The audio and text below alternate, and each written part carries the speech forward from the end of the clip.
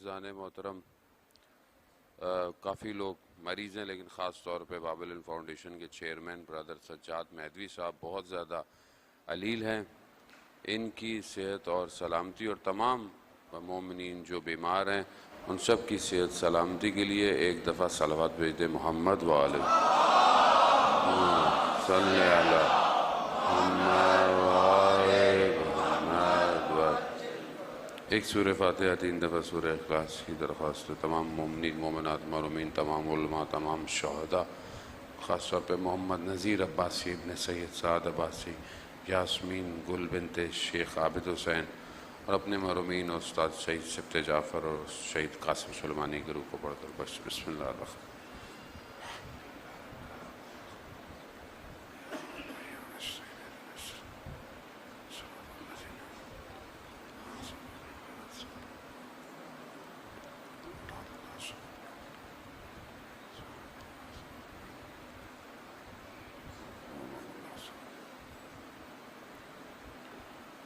امام زمانہ کی سلامتی کے لیے ایک دفعہ صلوات بھیجتے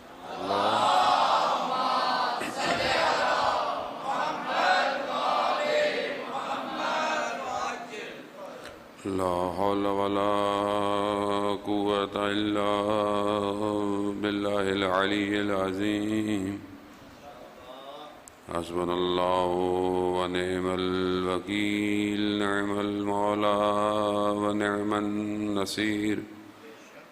اعوذ باللہ من الشیطان الرجیم بسم اللہ الرحمن الرحیم الحمد للہ الذی یؤمن الخائفین وینجی الصالحین ویضاء المستکبرین ویہلک ملوکا ویستخلف آخرین والصلاة والسلام علی رسول ثقلین محبوب رب المشرقین والمغربین جد الحسن والحسین نبینا سیدنا ابی القاسم محمد صلی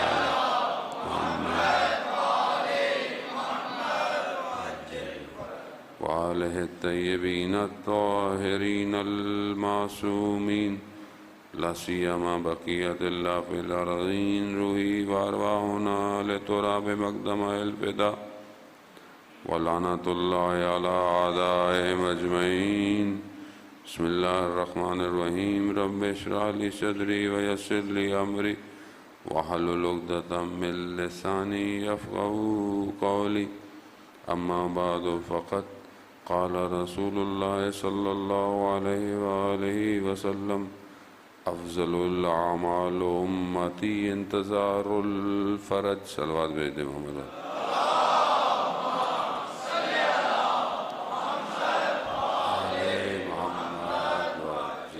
عزاداران شہید الشہداء، ماہ سفر کے پہلے ہفتے میں ہم ہیں اور مجالس عزا کا سلسلہ جاری ہے، اور خدا کی بارگاہ میں شکر گزار ہیں کہ پروردگار نے بہرحال یہ ہمیں توفیق عطا فرمائی کہ ہم ان ایام میں جو ہے وہ اس عظیم واقعے کا ذکر کرتے ہیں اور اسی سے اپنی زندگی کے راستے کو معین کرتے ہیں، کیونکہ بہرحال انسان جو ہے وہ اس عالم میں آیا ہے اور خدا نے اسے ایک مقصد اور ایک ہدف کے لیے بھیجا تھا اور بھیجا ہے، لیکن کیونکہ انسان ہے اور نسیان بھی ہے، یعنی بھول بھی جاتا ہے، تو یہاں آیا اور بہرحال زندگی کی مختلف چکا چوند اور زندگی کے مادے اور خواہشات ظاہری اور خواہشات نفسانی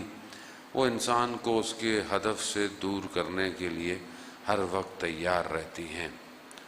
انسان کو بہرحال اپنی خلقت کی طرف توجہ رکھنی چاہیے کہ انسان خلق کیسے ہوا، اور اس کے بعد اسے دنیا میں جو بھیجا گیا تو اس کے ساتھ ساتھ کوئی اور بھی دنیا میں آیا تھا جس نے یہ خدا سے وقت لیا تھا کہ میں اس کو گمراہ کرتا رہوں گا، میں اس کو اغوا کرتا رہوں گا، لیکن کیونکہ جب انسان اپنی زندگی میں آتا ہے اور آج کل کے جس دور میں ہم زندہ ہیں ہم یہاں پہ آ کے یہ بھول گئے ہیں کہ ہمارا بھی کوئی دشمن ہے، اور جسے قرآن سب سے بڑا دشمن کہہ رہا ہو، جسے قرآن عدو مبین کہہ رہا ہو، کھلا اور آشکار دشمن ہے، وہ ہمیں لگتا ہے کہ ہے ہی نہیں، ہم اسے بھول گئے ہیں، اور اسی بلانے کے چکر میں ہی ہم اپنے راستے سے دور ہو رہے ہیں۔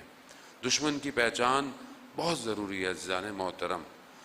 یہی کیا ان حکومتوں نے، وہ جو حکومتیں آئیں ولی خداؤں کے سامنے، ان حکومتوں کا پہلا ہدف یہی تھا اور بڑا پلان کام تھا کہ اللہ کی طرف آنے سے نہیں روکو، اللہ کا ذکر کرتے رہو، لیکن جو چیز اللہ کے مقابلے میں ہے اس کا ذکر مت کرو،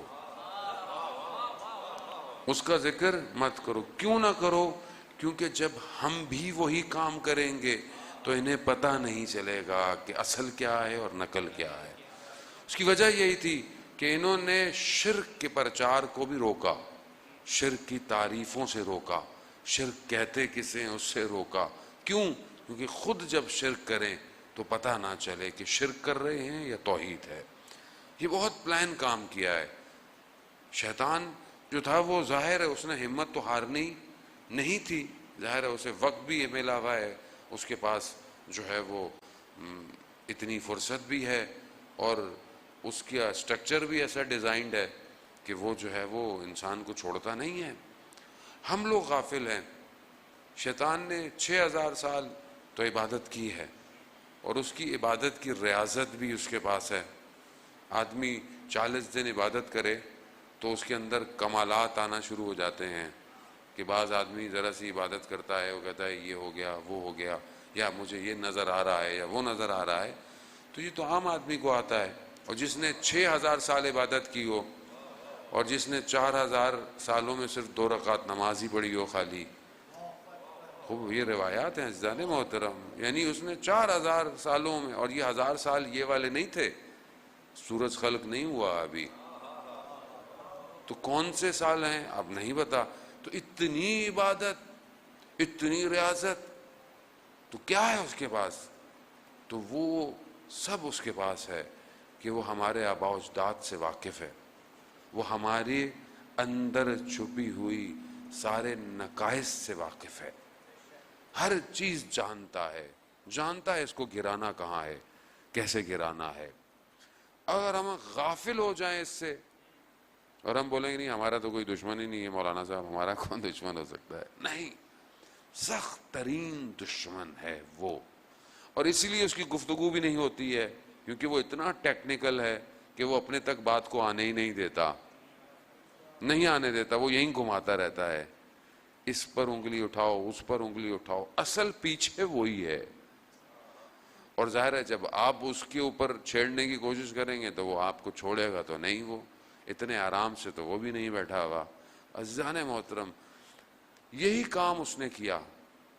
ایک چیز تو یہ ہے کہ اس نے اتنا بڑا عمل کیا، اتنی عبادتیں کی کہ وہ ملائکہ میں آ گیا، ملائکہ نہیں تھا، نار سے بنا ہوا تھا، لیکن اس مقام پہ آ گیا کہ جو ہے وہ ملائکہ تک پہنچ گیا، استاد تک بن گیا، اتنا عمل اس نے کیا، لیکن اس کے ایک عمل نہ کرنے نے اس کے سارے اعمال کو ختم کر دیا، سارے عمل کو ختم کر دیا۔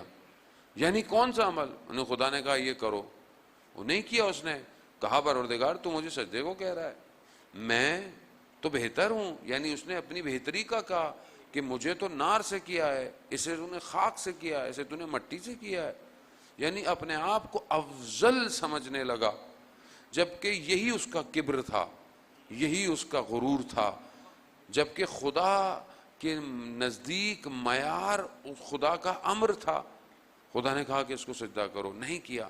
تو یہاں عزیزان محترم ایک سوال ہے کہ جو اتنی عبادت جس نے کی اور اس نے خدا کا امر بجا نہیں لایا، اس کی ساری عبادت حبط ہو گئی، اعمال حبط ہو گئے، تو ہم لوگ بہت خوبصورت ہیں کیا؟ نہیں، ہم بہت خوبصورت ہیں، ہم بہت اچھے ہیں کہ ہم لوگ اس کے امروں کو مخالف چلیں، اس کی بتائی ہوئی واجبات کو ترک کریں، اس کے حدودوں کو توڑتے رہیں، تو خدا ہمیں کچھ نہیں کرے گا۔ خدا یہ کہہ رہا ہے کہ اسے 6000 سال میں نے اس کے اعمال کو کھینچ لیا جب اس نے میرے ایک امر کو انجام نہیں دیا۔ اور ہم خدا نا، وہ مسئلہ نہیں مولانا صاحب، ہمارا کیا ہے، سب اپنا ہے، یعنی سب اپنا ہی تھا، سب اپنی مرضی سے کرنا تھا، تو 1,24,000 کو بھیجا کیوں نہیں؟ کیوں بھیجا اس نے؟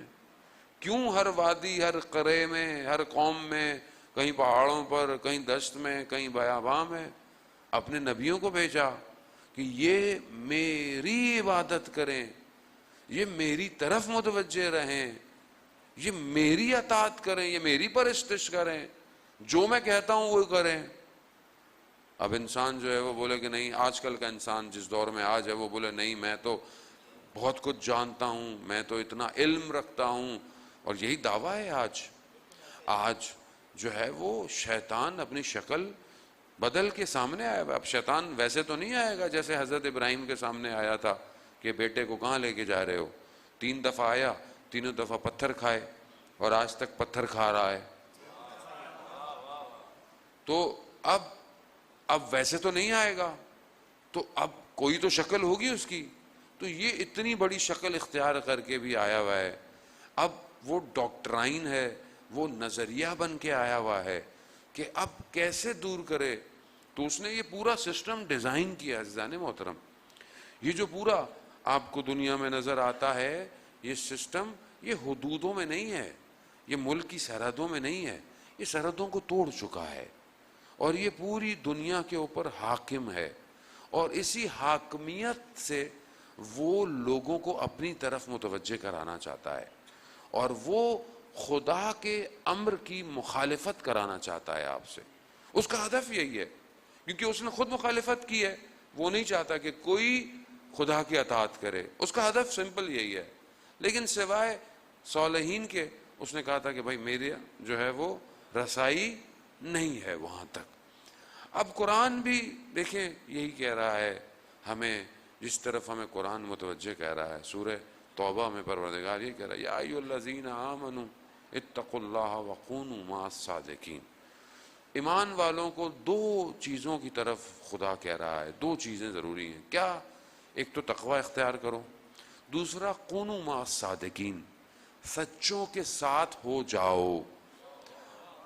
تقوی اختیار کرو، خب تقوی اگر کسی نے اور نے بھی اختیار کیا، اچھے ہو گئے، برے ہو گئے، لیکن اگر سچوں کے ساتھ نہیں ہوئے تو پھر کمال نہیں کیا۔ کیوں نہیں؟ کیوں ہونا ہے سچوں کے ساتھ؟ کیوں یہ جو معیت ہے، یعنی ساتھ ہو، یہ ساتھ کیوں ہے؟ کیونکہ اگر تم ان کے ساتھ نہیں ہوئے تو دنیا کا کوئی نظام تمہیں شیطان سے بچا نہیں سکتا، نہیں بچا سکتا۔ کیوں؟ کیونکہ اس کا سسٹم اتنا پیچیدہ ہے، اتنا اس نے اپنے آپ کو نفوذ کیا ہوا ہے، اس سے کوئی بچ نہیں سکتا۔ یہ آپ نہ سوچیں کہ میں بچ جاؤں گا، میں نمازیں پڑھتا ہوں، میں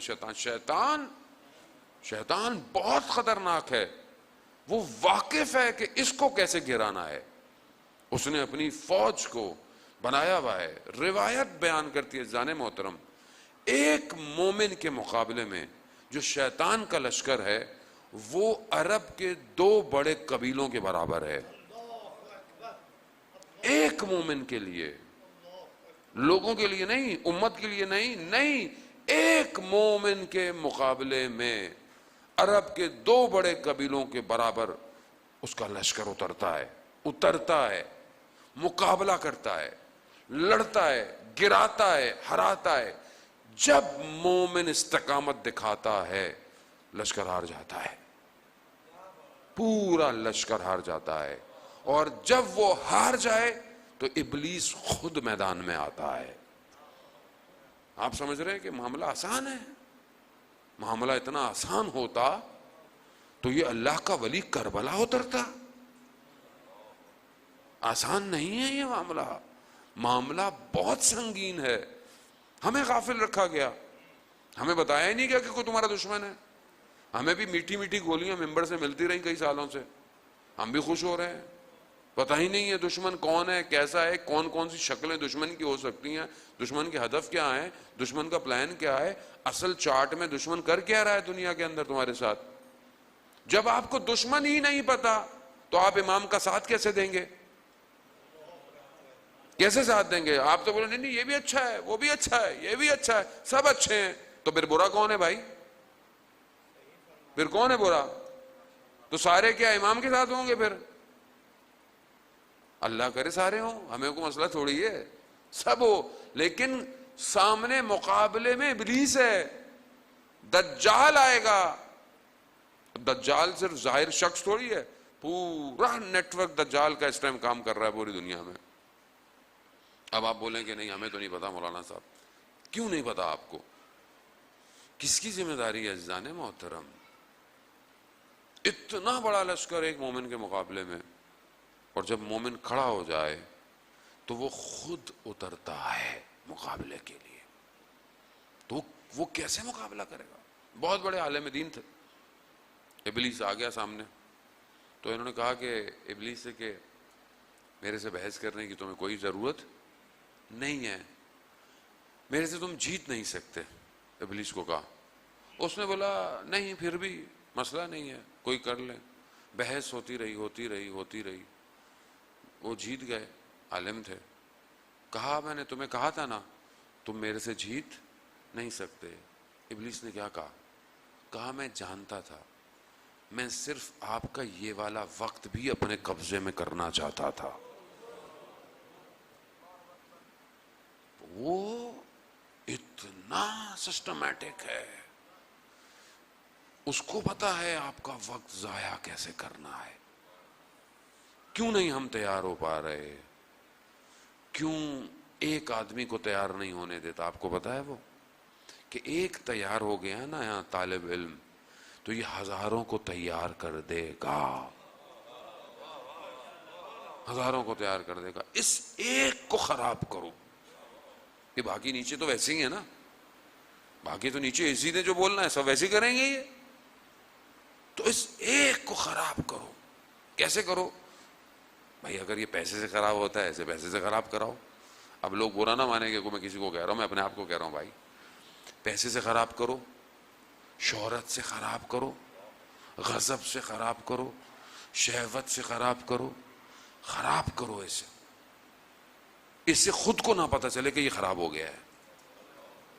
اتنا پیچیدہ ہو کے اترتا ہے کہ انسان تہجدیں بھی پڑھتا رہتا ہے اور اسے پتہ نہیں چلتا کہ وہ کر کیا رہا ہے۔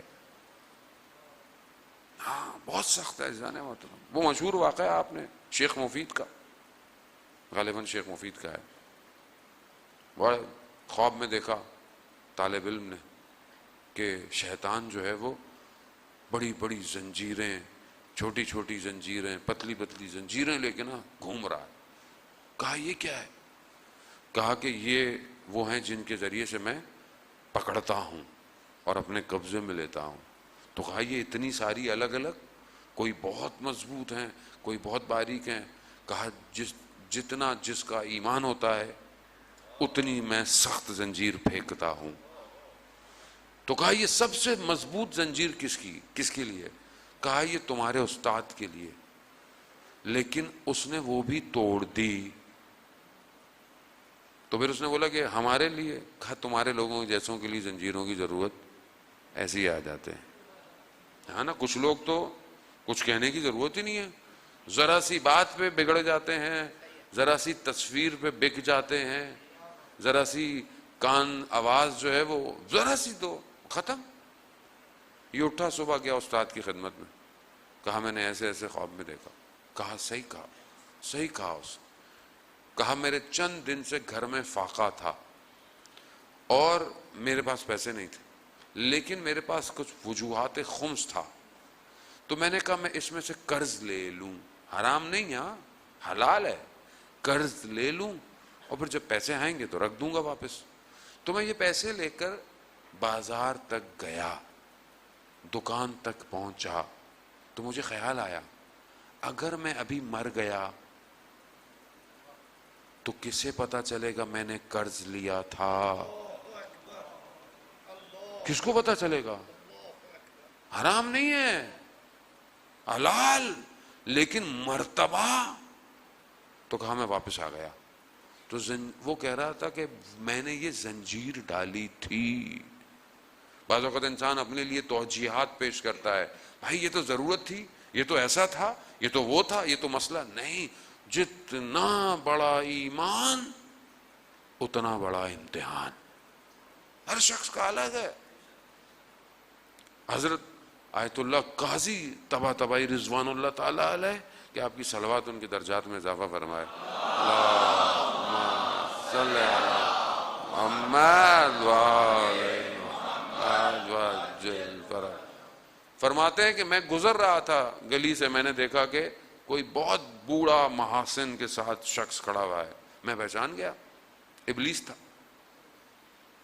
تو میں نے کہا کہ میرا پیچھا کیوں کر رہے ہو؟ میں اب بوڑھا ہو گیا ہوں، میرے اب ایام آخری ہیں، اب تم میرا کیوں پیچھا کر رہے ہو؟ چھوڑ دو مجھے. تو ابلیس نے اشارہ کیا پاؤں کی طرف کہ نیچے دیکھیں.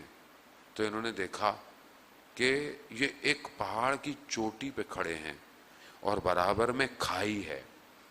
تو ابلیس نے کہا کہ ابھی بھی اگر ذرا سی غلطی کی تو میں کھائی میں پھینک دوں گا. یعنی بالکل نہیں چھوڑتا. آپ یہ سمجھیں کہ انسان جو ہے وہ یہ ہو گیا، وہ ہو گیا، یہ ہو گیا، وہ آخری وقت تک لگا رہتا ہے. جب روح نکل رہی ہوتی ہے، یاد رکھیے گا جانے ہوتے بڑے واقعات ہیں علماء کے، بنی اسرائیل کے علماء کے بڑے زیادہ واقعات ہیں کہ کس طرح آخری ٹائم پر آ کر اس نے ورغلایا ہے. بالکل آخری ٹائم پر آ کر جب روح نکل رہی ہوتی ہے، جب انسان کو تکلیف ہو رہی ہوتی ہے، تو اس وقت انسان کو پیاس لگتی ہے، شدید شدید پیاس. تو یہ پانی لے کے آتا ہے، کہا یہ لو پانی پیو، تمہیں پیاس لگ رہی ہے، لیکن اس خدا کا انکار کرو، اس نبی کا انکار کرو، اس امام کا انکار کرو. اس وقت تک نہیں چھوڑتا. آپ کیا سمجھ رہے ہیں؟ آرام سے جان نکل جائے گی. بہت سخت ہے، بہت سخت. بنی اسرائیل کا واقعہ ہے، آپ سنتے رہتے ہیں. عبادت گزار عابد تھا، عابد، نمازیں، عبادتیں، کوئی چیز اس کو گمراہ نہیں کر سکتی تھی. تھوڑے عرصے میں دیکھا کہ کوئی اور ساتھ عبادت کر رہا ہے، نمازیں پڑھ رہا ہے. دیکھا کچھ عرصے میں اس کی نمازیں کرتے کرتے ہوا میں پرواز کر رہا ہے.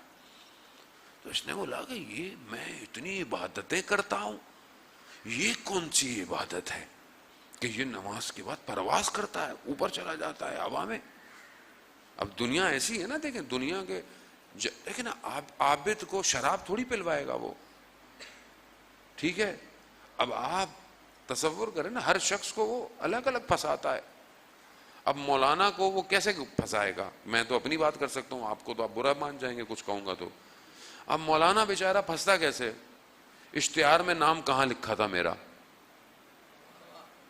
اوپر لکھا تھا، نیچے لکھا تھا. نام سے پہلے علامہ، آیت اللہ سب لگایا ہے نہیں لگایا؟ صرف مولانا لکھ دیا، مولانا ناراض ہو گیا، بھائی یہ کیا بات ہوئی؟ نہ آپ یہ کہہ رہے ہیں یہی، اب وہ کیا کرائے گا؟ وہ اس سے تھوڑی بتائے گا.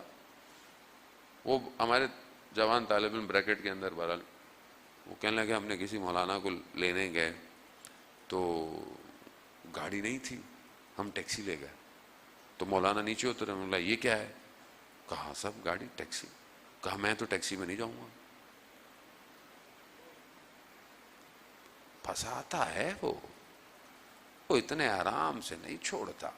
ہم خود پھنسے ہوئے ہیں، میں دوسروں کے، میں اب خود پھنسا ہوا ہوں. بعض اوقات اتنا بڑا کام انسان چھوڑ دیتا ہے اور چھوٹی سی چیز پہ پھنس جاتا ہے. یہی تو شیطان ہے.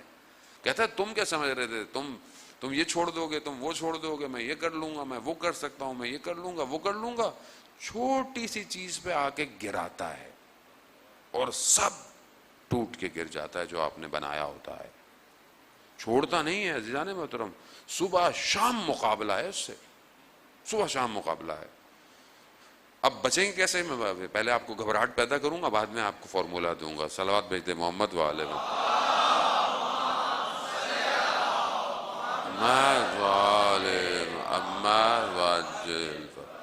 اب اس نے دیکھا کہ بھائی یہ نمازیں پڑھو پرواز کر رہا ہے. اس نے بولا بھائی یہ عبادت کیا ہے، یہ کون سی عبادت ہے؟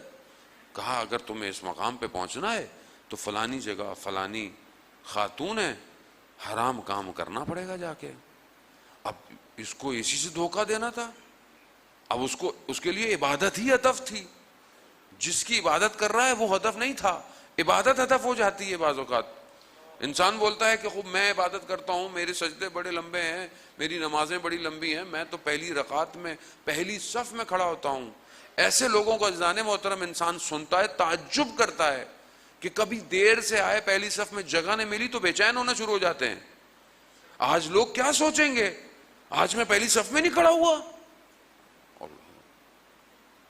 یہی سوچیں گے نا، ارے مولانا دیر سے آئے. تو انسان ہے، کبھی دیر ہو جاتی ہے، کبھی انسان حادثہ ہو سکتا ہے. ہمارے استاد تبلیغ پہ گئے ایک جگہ، ان کا جی فلانا شخص جو ہے وہ اول ٹائم پہ نماز ہے، اول ٹائم پہ. ظاہر ہے ضروری ہے اول ٹائم نماز پڑھنا، عمل میں بہترین ہے. لیکن کہا کبھی انہوں نے ناغہ نہیں کیا. کہا کیسا شخص ہے، کبھی زندگی میں کوئی اور اس سے مہم کام ہی نہیں پڑا اس کو. کوئی انسان کو ایسی مہم واجب پڑ جاتی ہے. انسان رات کو اٹھے تہجد گزار ہے، تہجد پڑھنی ہے، اس نے کچھ بھی کرے، اس نے بولا تہجد پڑھنی ہے. ٹھیک ہے، اچھی بات ہے، تہجد پڑھنی ہے. لیکن اگر اسی وقت کوئی اور بچہ رونے شروع ہو جائے، گریہ شروع کر دے، نہیں میں تو تہجد پڑھوں گا. بھائی یہ بھی تہجد ہے، یہ بھی تہجد ہے. آپ سمجھ ہی نہیں پا رہے.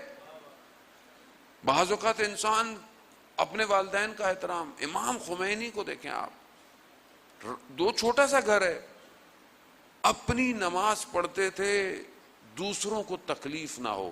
کس کی؟ جب پانی کھولتے ہیں تو آواز آئے گی نا، چھوٹا سا گھر ہے.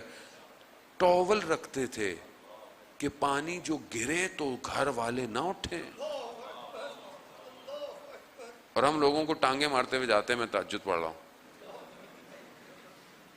ایسی ہے نا تو، یعنی ہمیں پتہ ہی نہیں ہے ہم کر کیا رہے ہیں. ہم اپنے نفس کی عبادت کر رہے ہیں. اصل میں وہ نفس کی عبادت کر رہا تھا وہ بنی اسرائیل کا.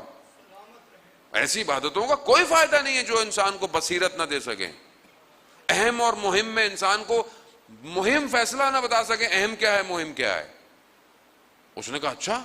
وہ پہنچ گیا اس خاتون کے گھر، دعویٰ کٹکھٹایا. وہ خاتون اس زمانے میں برے کاموں میں مشہور تھی. اس نے کہا کہ وہ میں آیا ہوں.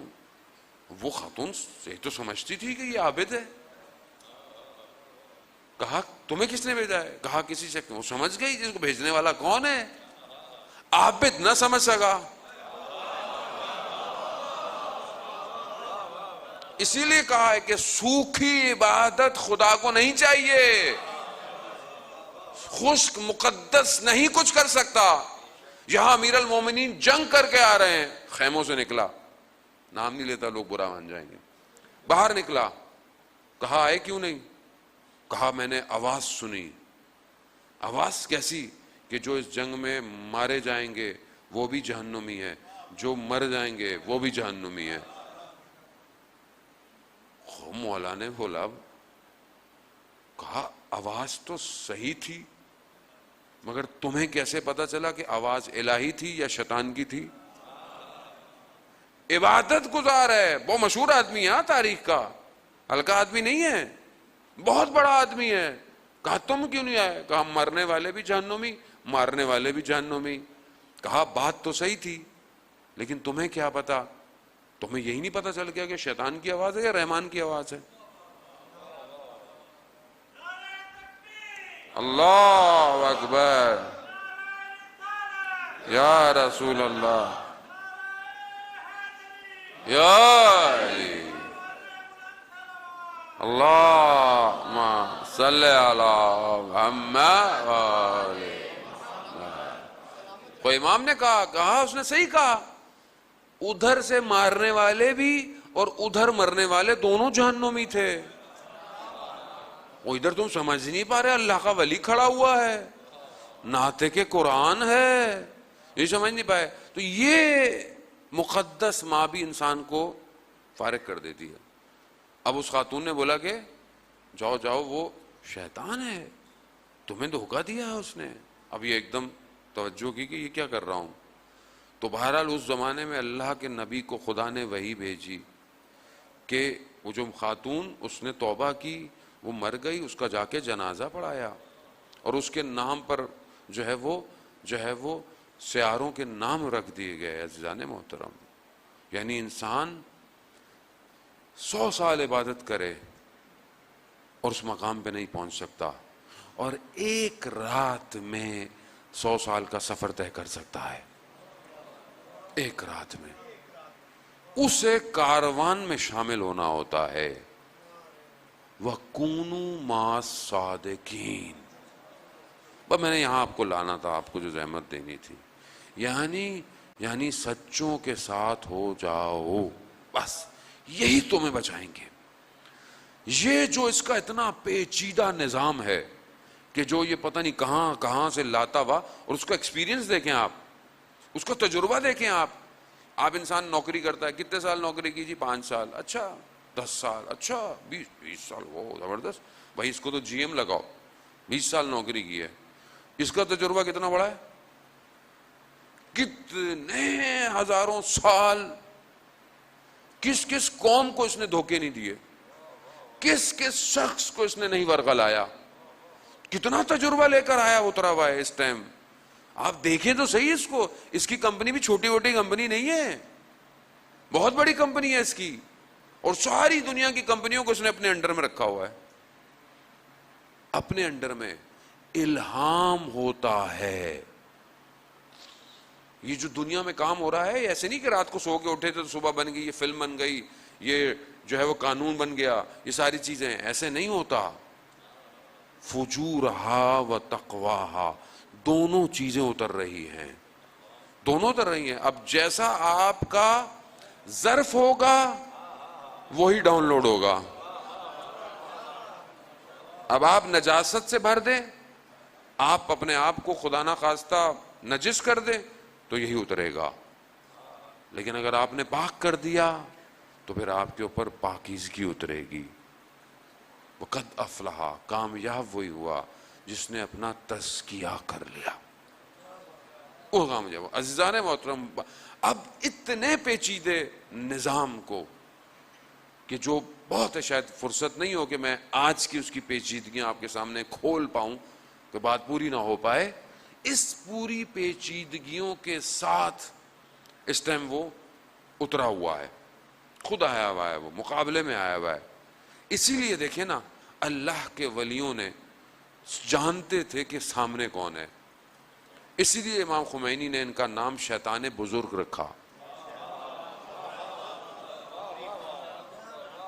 کہ یہ کبھی دوست ہو ہی نہیں سکتا. یہ چاہے خوبصورت سی مسجدیں تمہیں بنا دے، گلدستے بھی مسجدوں میں لگا دے نا، تو یہ تمہارا دوست نہیں ہو سکتا. نام ایسا رکھ دیا کہ بتا دیا کہ یہ ہے کون. اور آپ کے سامنے آج دنیا میں کیا ہو رہا ہے، آج یہی تو بزرگ ہے. یہ بزرگ درمیان میں بیٹھا ہوتا ہے، باقی دائیں بائیں چیلے بیٹھے ہوتے ہیں. میں نے بڑی بات کہہ دی، آپ لوگ نہیں سمجھ. اب مسئلہ یہ ہے کہ جو ان کی طرف مائل ہیں وہ ان کو بڑا افتخار محسوس کرتے ہیں. ان کے ساتھ اٹھنا بیٹھنا، تصویریں کھنچوانا، سارے کام کرنا، انہی کے روب میں رہنا، انہی کی طرف امید رکھنا، یہی کھلائیں گے یہی پلائیں گے. کیوں؟ کیونکہ وہ اس نے کیپچر کیا ہوا ہے. وہ بھی جانتا ہے ان کی کمزوریاں کیا ہیں، اور اس نے بڑا سیٹ اپ کیا ہے اپنا. جب اس نے 50 سال بعد رسول خدا صلی اللہ علیہ وآلہ وسلم، اللہم صلی علی محمد، ان کے جانے کے 50 سال بعد یزید کو پینیٹریٹ کروا دیا اسلام کے سسٹم میں اور اس کو بٹھا دیا. تو آج تو اس نے بڑا کام کیا ہوا ہے. آج آپ کو جو حکمراں نظر آتے ہیں اسلامی ملکوں کے، یہ پڑھ کے کہیں اور آئے ہوئے ہوتے ہیں. اور یہ باقی بھی یہ سارے جو ہمیں لگتا ہے اسلام کے نام پر کہیں طالبان ہیں کہیں داعش ہیں، یہ سب فٹڈ ہیں، سارے سب اس نے فٹ کیے ہوئے ہیں ہر جگہ. اور یہی اس کا نیا سسٹم ہے کہ مقابلے میں خود نہیں آؤ، انہی کے اندر سے بندوں کو چنو اور انہی کو بٹھا دو. ہر ملک میں آپ دیکھیں، جو ملک ان کے مقابلے میں آتا ہے نا، اس کو یہ کہتے ہیں یہ دہشت گرد ہے، اس پہ کہتے ہیں پابندیاں لگا دو، اس پہ کہتے ہیں کہ یہ کر دو. کیوں؟ کہیں پر یہ سیدھا سیدھا اترتا ہے، کہیں پر یہ جو ہے وہ ریڈ انقلاب لے کر آتا ہے، کہیں پر جو ہے وہ یہ کوئی فتنہ کریٹ کر کر اپنا بندہ بٹھانا ہوتا ہے. کنٹرول اسی کے ہاتھ میں، دھاگے اس نے اپنے ہاتھ میں رکھے ہوئے ہیں سارے. اچھا، اس کو بھی پتا ہے کہ کون پتلے دھاگے سے آئے گا، کون بڑی زنجیر سے آئے گا. کہیں یہ ذرا سی آنکھ دکھاتا ہے، آگے والے کہتے ہیں غلطی ہو گئی. کہیں یہ کہتا ہے ہم تمہیں ایڈ دیں گے، $1 بلین تمہیں دیں گے. کہیں یہ اپنے کہتا ہم دنیا کی سب سے بڑی فوج ہیں، ہم دنیا کی سب سے بڑی طاقت ہیں. اور وہ ایک چھوٹا سا گروہ جو لبنان میں رہتا ہے، چھوٹا سا گروہ ہے، وہ اتنا زیادہ نہیں ہے، اس نے ان کو، جو اپنے آپ کو سب سے بڑی طاقتور فوج کہتے ہیں، سب سے بڑا ٹینک ہے ان کے پاس دنیا کا، 16 یا 18 آدمی اندر بیٹھے ہوئے ہوتے ہیں. وہ جو 2006 میں جو کیا انہوں نے معاملہ، 33 دن کا 33 days وار، اس میں کہتے ہیں ان کے 260 ٹینکر اڑا دیے چھوٹے سے گروہ نے. کیسے؟ کونو مع الصادقین.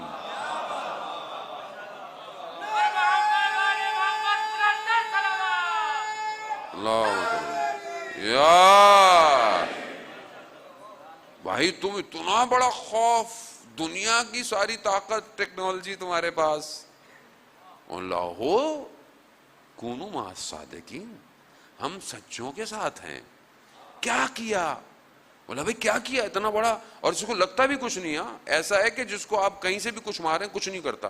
صرف ایک جگہ اس کی ایسی ہوتی ہے کہ جہاں سے یہ خود پھینکتا ہے نا میزائل یا بارود، اگر اس جگہ پہ آ کے لگے نا تو اس کو خراب ہوتا ہے. تو کیا کریں؟ کہا آپ نے کیا کیا؟ کہا ہم تو کچھ نہیں کرتے تھے، ہم تو صرف اوپر آتے تھے سرنگوں سے اور ہم یہ کہتے تھے یا فاطمہ یا مہدی ادرکنی. بس اب میزائل جانے اور یہ جانے. عزیزان محترم، یہ انہی سے گھبراتا ہے، اس دنیا میں کسی اور سے خوف نہیں ہے، اسی سے خوف ہے. یہ جو صادقین کے ساتھ ہے نا، یہ جو سچوں کے ساتھ ہے. آپ مجھے بتائیں دنیا میں کسی اور سے مسئلہ ہے؟ بھائی ہم تو اس میں آپ بولیں گے بھائی دیکھیں ہم تو شیطان کی بات کر رہے ہیں. جنت سے جب باہر نکالا وہ بھی سب میں آپ کو کئی دنوں سے سمجھا رہا ہوں، ہر قوم میں آ رہا ہے، درمیان میں میں نے گیپ دے دیا، اب بعد میں بات کروں گا. ہر جگہ آیا. اب آپ نے بولا بھائی 61 ہجری میں بھی آ گیا شکل بدل کے، یہاں تک تو آپ نے مان لیا. اب آج کے دور میں جب میں آپ کو منوا رہا ہوں تو آپ گھبرائیں مت، یہ شیطانی ہے یہ بیسیکلی. تو اب ظاہر ہے جب اس وقت اللہ کا ولی ان کے مقابلے میں آیا تھا، تو اب جب تک غیبت کے پردے میں ہے اللہ کا ولی، تو بھی کوئی تو ان کے مقابلے میں آئے گا یا نہیں آئے گا؟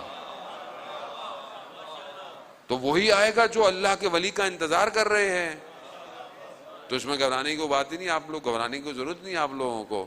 عزیزان محترم، اب ان کو وہی مسئلہ ہے، کسی سے مسئلہ نہیں ہے پوری دنیا میں، انہیں صرف انہیں سے مسئلہ ہے.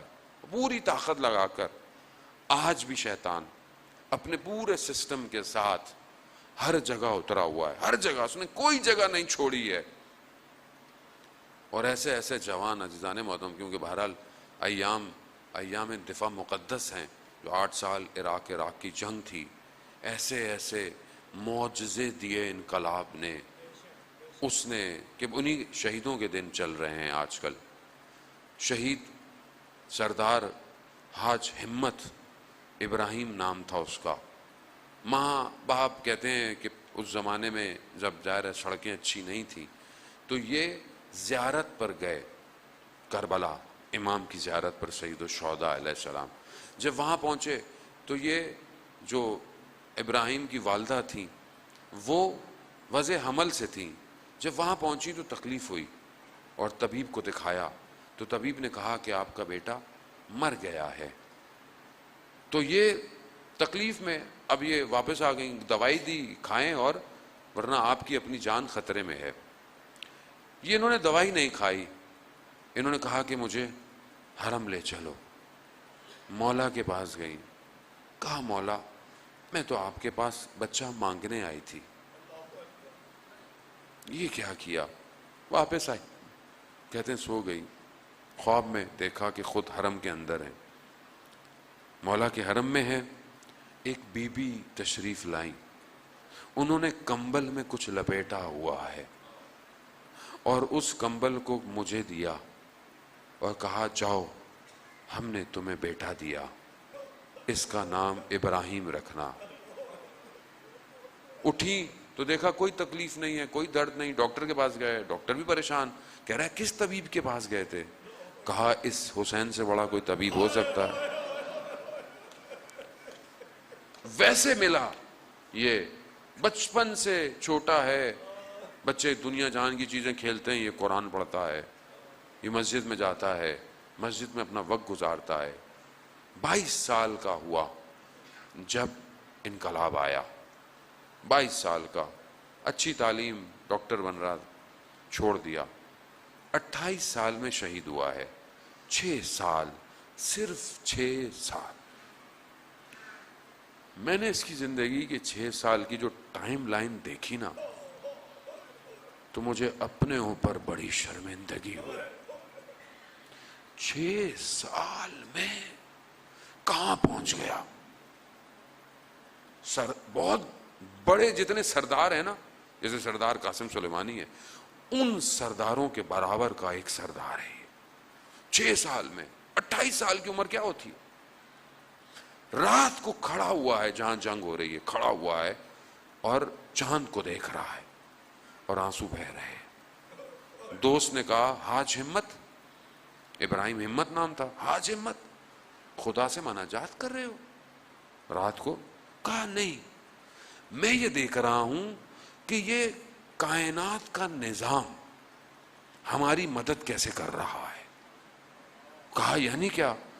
کہا جب ہمارے لڑکے جوان دشمن کی طرف چلنا چاہتے ہیں تو بادل چاند کے آگے سے ہٹ کر ان کو روشنی دیتا ہے, اور جیسے ہی دشمن کے قریب پہنچتے ہیں تو بادل چاند کے آگے آ جاتا ہے.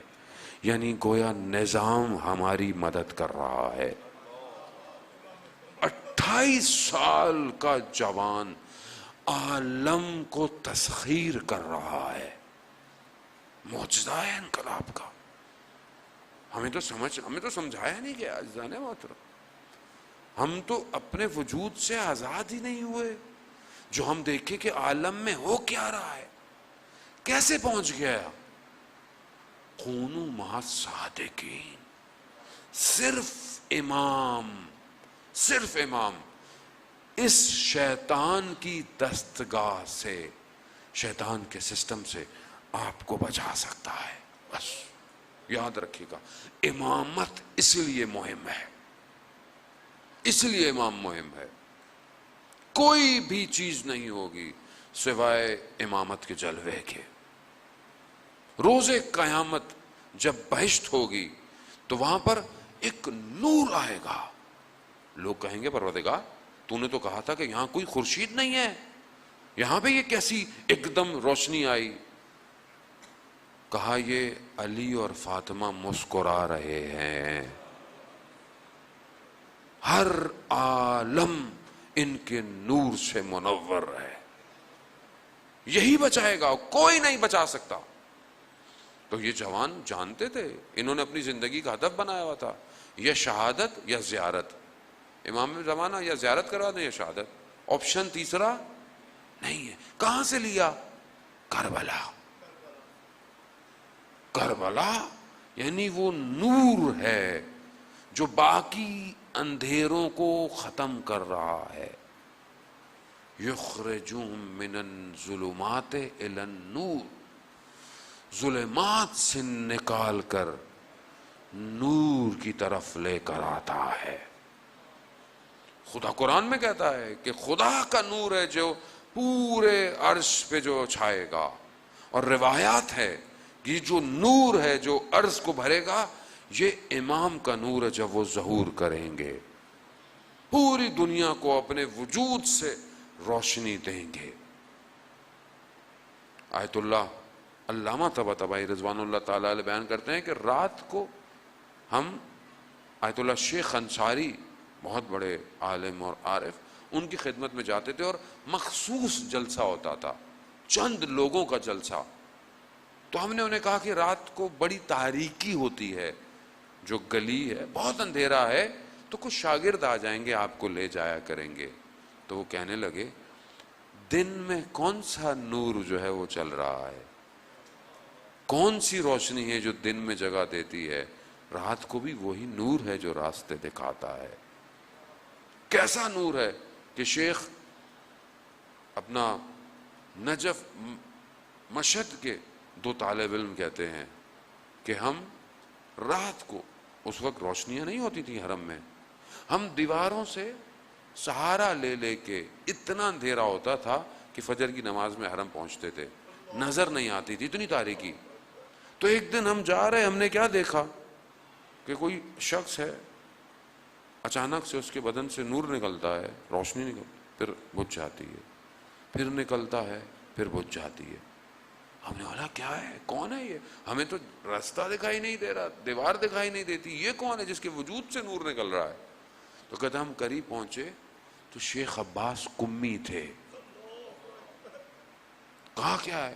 کہا جب میں لا الہ الا اللہ کہتا ہوں تو میرے وجود سے نور نکلتا ہے۔ کہاں کیسے پہنچ گیا؟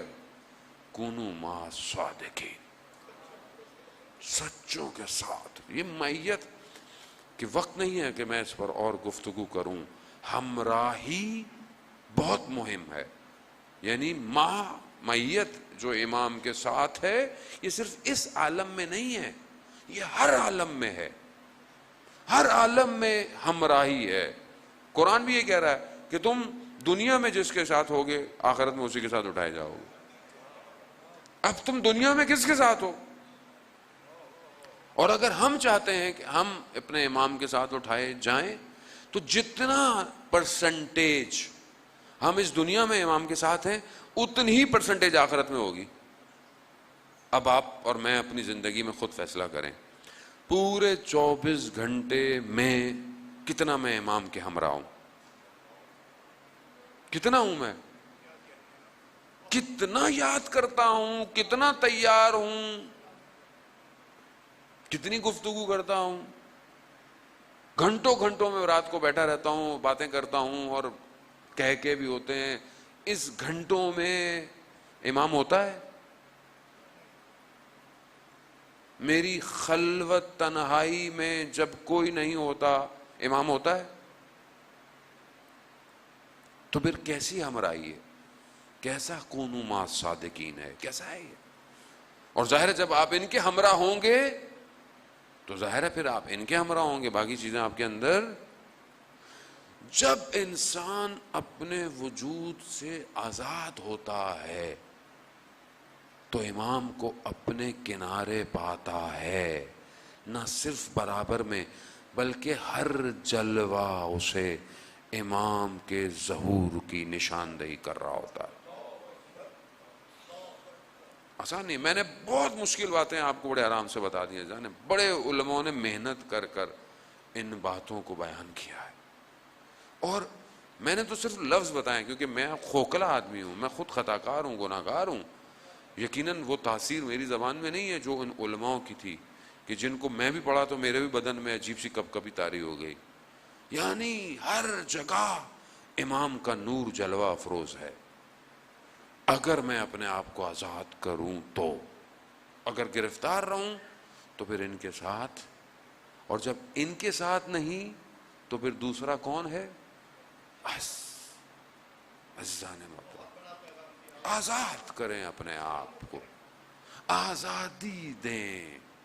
یہ آزادی نہیں جسے دنیا ڈیفینیشن دیتی ہے آزادی کی، یہ آزادی کی ڈیفینیشن نہیں ہے کہ تم آزاد ہو، جو دل چاہے کرو، کپڑے ہوں تمہارے بدن پہ نہ ہو، نہ، یہ نفس کی غلامی ہے، یہ خواہشات کی غلامی ہے۔ آزاد تو وہ ہے کہ جو اپنے آپ کو خدا کے حوالے کر دے، اور جو اپنے آپ کو خدا کے حوالے کر دے تو پھر وہ دنیا کے ہر غم اور ہم سے آزاد، پھر اسے کوئی فرق نہیں پڑتا کہ کیا ملا کیا چھنا، وہ جانتا ہے کہ یہ سب محدود ہے، سب سمٹ جائے گا۔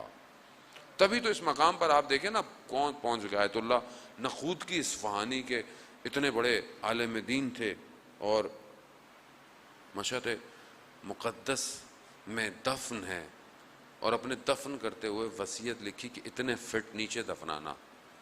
وہ لوگوں نے پوچھا کیوں؟ کہا کچھ سالوں بعد پتہ چلے گا۔ اور یہ ہوا جب حرم دوبارہ بننا شروع ہوا تو کھدائی ہوئی تو ستون قبر پہ جا کے روکا، یعنی جانتے تھے کہ کہاں پر حرم کی بنیادیں ڈلیں گی، کس مقام پر۔ بیٹے سے کہا بیٹا جاؤ چھت پہ جاؤ چاند دیکھو، چاند نکلا نہیں نکلا؟ گیا تو بادل تھے، واپس آیا بابا بادل ہیں، ابر ہیں، نظر نہیں آ رہا۔ کہا جاؤ اوپر، بادلوں سے کہو، نخود کی نے کہا ہے کہ سائٹ پر ہو جاؤ۔ سائٹ پہ ہو گئے، کونو ما صادقین، سچوں کے ساتھ ہو جاؤ، سب تمہارا ہو جائے گا۔ یہ سب انہی کا ہے۔ جب نور امام کا عالم میں ہے تو جب تم ان کے ساتھ ہو جاؤ گے تو چھوٹی موٹی باتیں ہیں عزیزان محترم، یہ تو کوئی مسئلہ ہی نہیں ہے، یہی پہنچنا ہے۔ مگر بہرحال امام کا ذکر آیا تو 8ویں امام کے حرم میں آغا انصاریان کہ علیل ہیں، خدا کرے کہ وہ جلد سے جلد شفا یاب ہو جائیں۔ اور آغا انصاریان پڑھ رہے تھے، پڑھتے پڑھتے انہوں نے ایک واقعہ بیان کیا حرم امام رضا علیہ السلام میں۔ فرماتے ہیں مولا کہ خادم نے حرم کے خواب دیکھا، اور خواب میں دیکھا امام آئے ہیں اور امام کہہ رہے ہیں فلانے دروازے پر، حرم آپ کو پتا ہے کتنا بڑا حرم ہے، خدا ہم سب کو زیارت نصیب فرمائے۔ حرم کے ایک دروازے پر ایک سائل آیا ہوا ہے، یعنی حاجت مند ہے، جاؤ اس کی حاجت پوری کرو۔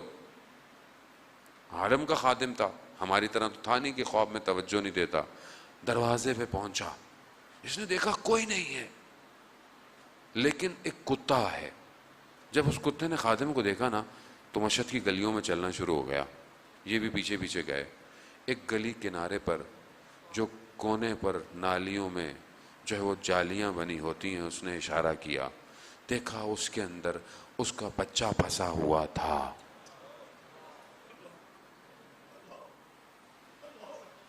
آغا انصاریان نے حرم میں امام رضا کے آگے ہاتھ جوڑے، یا امام رضا ہم اس جانور سے کم تو نہیں، آپ کی بارگاہ میں آئے، یا امام رضا آپ شفا دیتے ہیں، آپ کا تخت پنجرہ فولادی شفا دیتا ہے، غریب الغربا ہیں آپ۔ جتنے مریض ہیں، خاص طور پہ سجاد صاحب بہت سخت علیل ہیں، پروردگار امام رضا آپ خدا کی بارگاہ میں شفا دلا دیجیے۔ جتنے بھی مریض ہیں آپ، جتنے مجھے کہا ہے، بہت سے لوگوں نے مجھے کہا ہے، امام رضا کسی کو بھی نہیں خالی ہاتھ جانے دیتے۔ ہاں عزاداران محترم، مگر امام رضا بھی وقت بہت آگے نکل گیا۔ امام رضا بھی جب محرم آتا تھا نا تو یہی کہتے تھے، یبن شبیب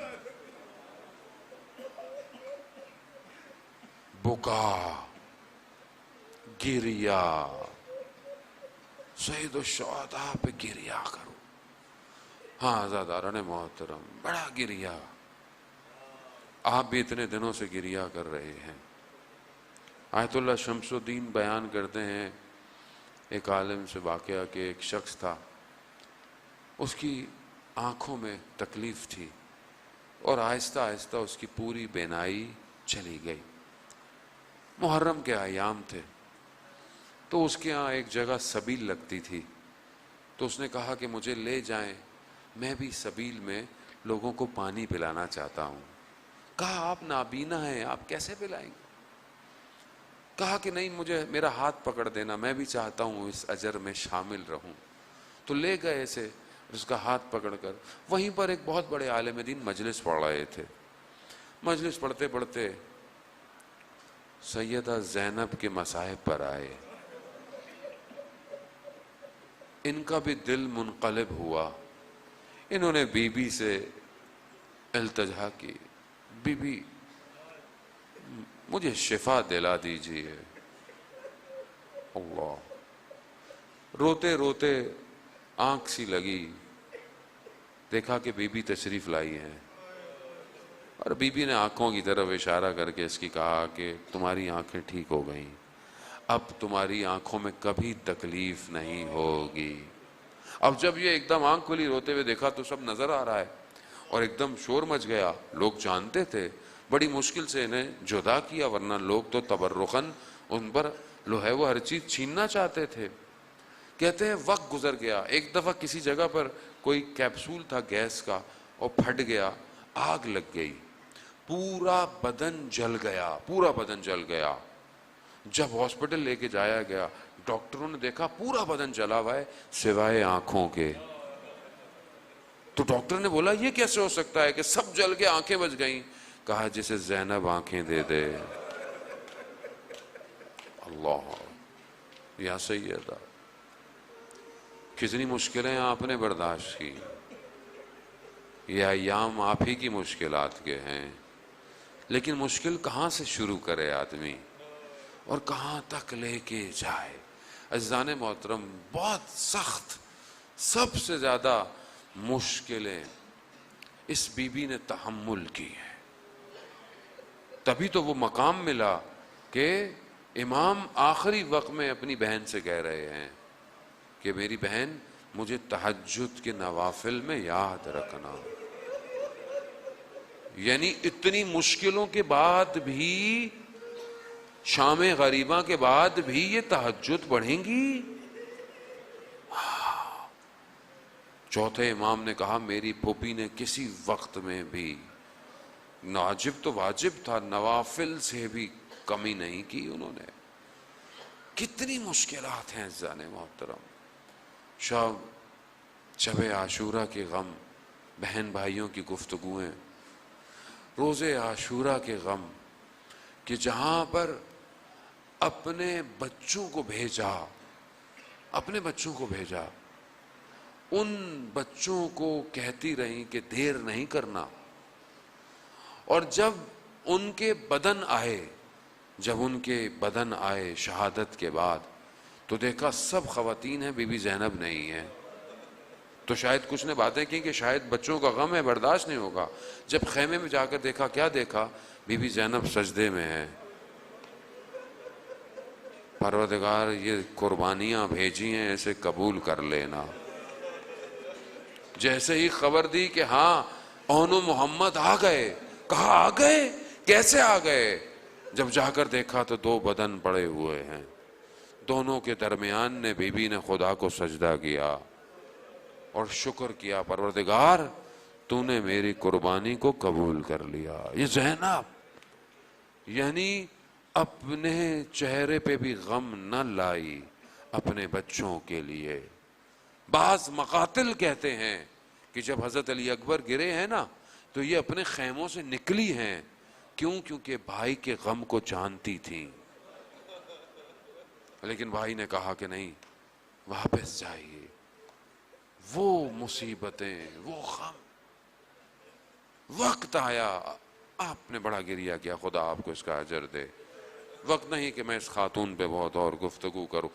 وقت آیا, خیموں میں بہن بھائی نے گفتگو کی. ماں کی وصیتیں ہوں گی, وہ ایک کرتا ہوگا, کہتے ہیں کہ وہ کرتا آتا ہوا, جو کہ کرتا وہاں سے انبیاء سے چلتا ہوا آ رہا تھا. یہ کرتا آتا ہوا, ساری باتیں ہوئیں, جدا ہوئے. میں نے بڑے آرام سے پڑھ دیا, جدا ہوئے, آپ نے سن لیا. یہ بی بی جانتی ہیں کیسے حسین سے جدا ہوئی. شیخ مقدس اردبیلی کہتے ہیں کہ میں 40 کی زیارت پہ پیدل کربلا گیا, اور میرے طالب علم تھے, شاگرد تھے. رستے میں نوحے پڑھتے تھے, مرثیے پڑھتے تھے. کہا میں حرم سید الشہداء میں پہنچا روز اربعین اور زری کے سامنے باب قبلہ پہ کھڑا ہوا تھا، تو میں نے دیکھا کہ وہ طالب علم کہاں ہے کہ یہاں پر زیارت پڑھے، مصاحب پڑھے. تو ایسے میں ایک عربی جوان آیا اور میرے برابر آ کے کھڑا ہوا. مقدس اردبیلی کی وقت کے امام سے ملاقاتیں ہیں، اور یہ بھی وہ ایک مقام ہے جو امام زمانہ مل رہے ہیں. کھڑے ہوئے اس جوان نے کہ جو وقت کا امام ہے، کہا مقدس اردبیلی ہمارے لیے زیارت نہیں پڑھو گے؟ کہا پڑھوں گا. زیارت پڑھی، امام نے توجہ دلائی یہ اس کو ایسے پڑھنا ہے. پھر جب ختم ہو گئی زیارت تو مقدس اردبیلی کو امام نے کہا اگر کہو تو میں تمہارے لیے مصاحب پڑھوں. اللہ امام کہاں پڑھیے. مقدس اردبیلی کہتے ہیں کہ اس جوان نے جن نگاہوں سے زری کو دیکھا، اس دیکھنے نے مجھے عجیب حالت کر دی. اور اس جوان نے کہا اے امام حسین، نہ یہ مقدس اردبیلی نہ اس کے شاگرد اس لمحے کو پہچان سکتے ہیں جب امام حسین اپنی بہن سے جدا ہوئے. نہیں پہچان سکتے عزاداران محترم. کیوں نہیں پہچان سکتے؟ کیونکہ یہ بہن بھائی بچپن سے ساتھ ہیں. انہوں نے وہ غم دیکھے ہیں جو مدینہ کے جلے ہوئے دروازے کے تھے. انہوں نے بابا کے رسے میں گردن میں رسیوں کو دیکھا. انہوں نے ماں کو دیوار سہارے چلتا دیکھا. انہوں نے ماں کی انگلیاں پکڑ کر بیت الحزن میں ماں کو گریا کرتے دیکھا.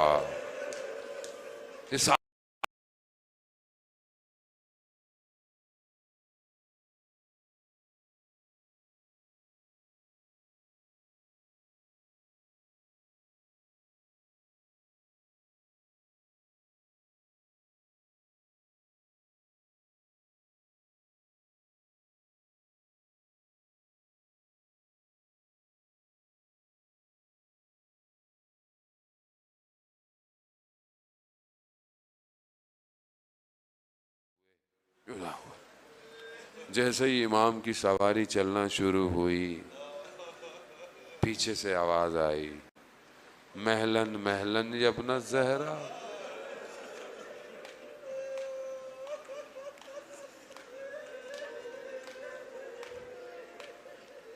آہستہ آہستہ چلو زہرا کے لال. آخری نشانی ہے نا، یہ اجڑ رہا ہے حدیث کسا کا گھر، جا رہا ہے مہلن مہلن ابن الزہرا. آہستہ چلو.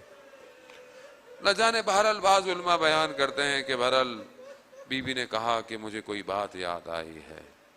امام کہتے ہیں اترے اور اپنے عمامے کو ہٹایا اور بی بی نے بوسے دیے. بہرحال یہ وقت گزر گیا.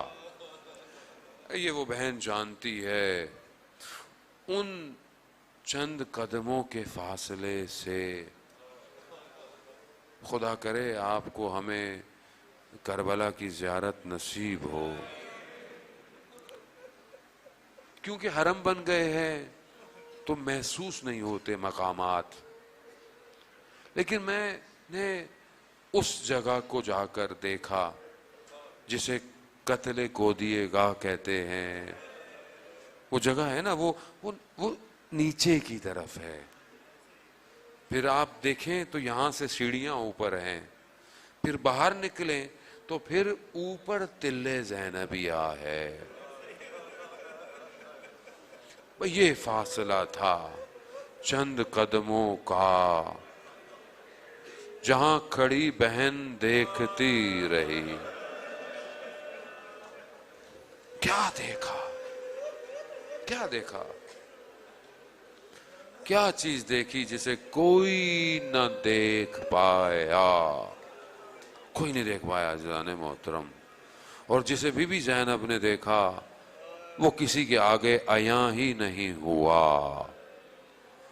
قرآن کی آیتیں نازل ہوتے ہوئے دیکھ رہی ہے، وہ معاملات الہی کو دیکھ رہی ہے.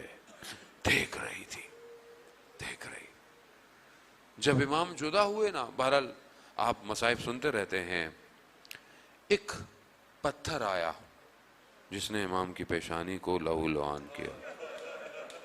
ابھی خون کو صاف کر رہے تھے کرتے سے، تیر آیا سینے پہ لگا.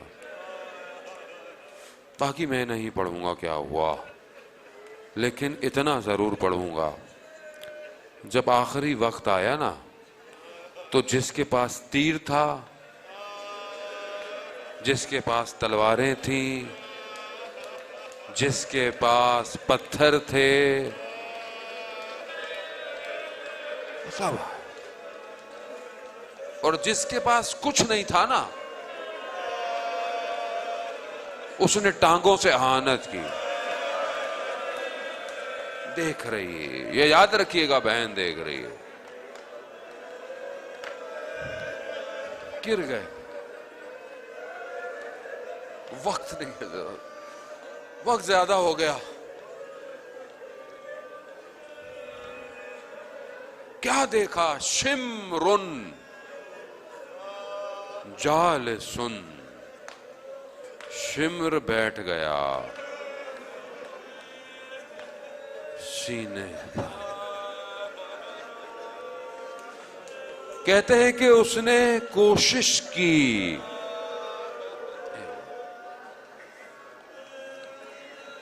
بس عزیزان محترم میں نہیں پڑھ سکتا، بس میں چند جملے آپ کی خدمت میں جو ایک شاعر نے بیان کیے، بس اس کا میں خلاصہ آپ کی خدمت میں.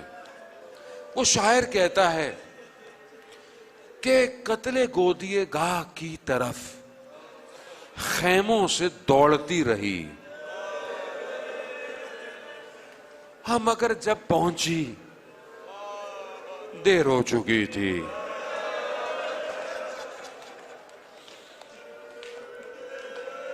شمر کے ہاتھ میں سر تھا،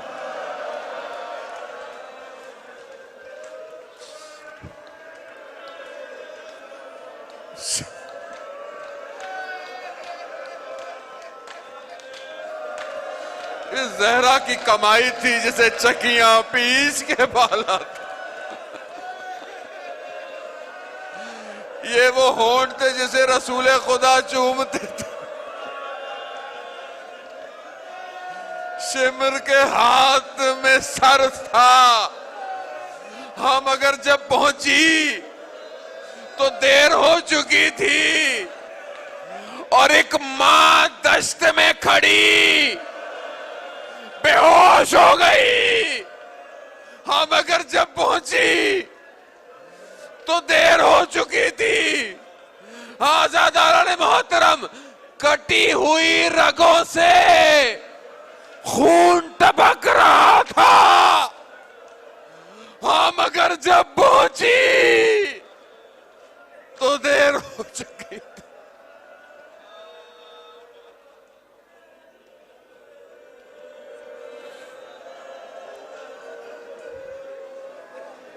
الا لعنت اللہ علی القوم الظالمین وسیعلم الذین ظلموا ای منقلب ینقلبون. پروردگار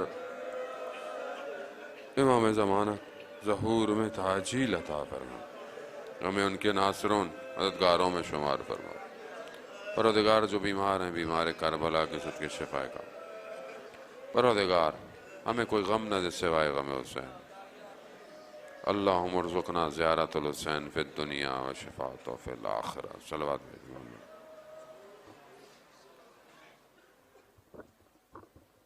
ماتم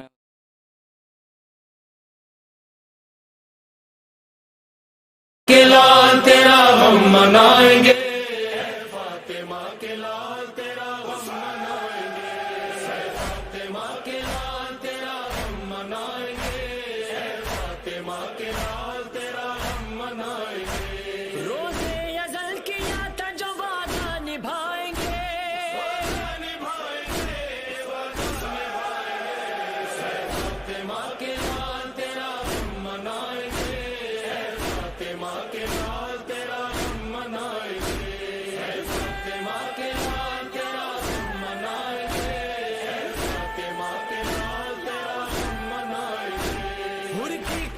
سبیلوں پہ یاد حسین میں